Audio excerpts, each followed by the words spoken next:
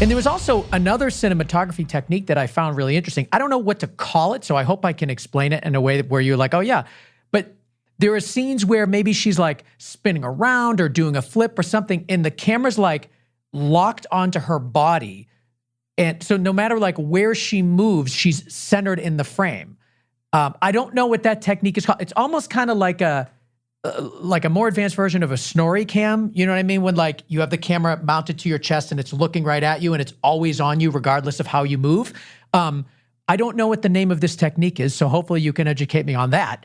But also I'd love to know sort of how you came to that decision and how you actually executed it.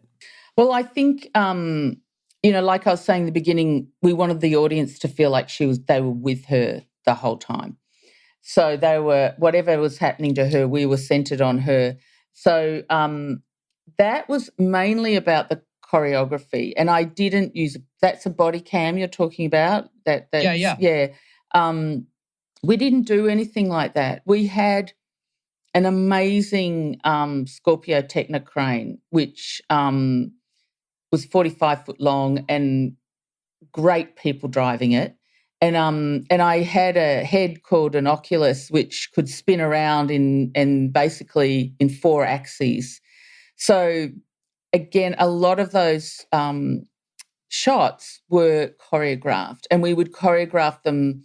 We'd go in days earlier to work it out, and so we were able to, just by great camera operating and crane operating, we could lock onto her. So the camera was not attached. We were moving with her. And my guys and the people that were on that equipment, we rehearsed it. And that's why I think a lot of people love working on this movie, because we were doing special things like that. And it was really pushing their abilities to the max, and that they all sort of came to the party and were really excited about it. But we would give them challenges like that and rehearse them we'd rehearse them with a double and then with the Yifei.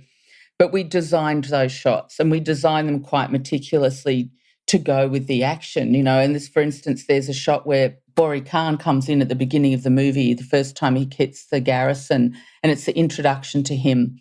And he's riding his horse with the Shadow Warriors. And then when he jumps up onto the garrison wall, they run up the wall.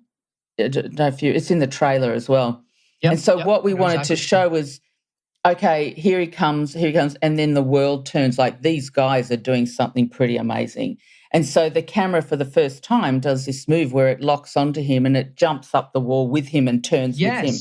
And that was to create that feeling of a moment of change where you suddenly start to think, oh, wow. And it was the same with Mulan. Like there was just moments where we went, this is a moment where we're with her and the camera is doing the same move as her. So the audience are traveling with her. I cannot believe that was operated. It's so perfect. I had great people, can I say? My New Zealand crew and a few Australians. Yeah, they were great. And a couple of Americans, actually.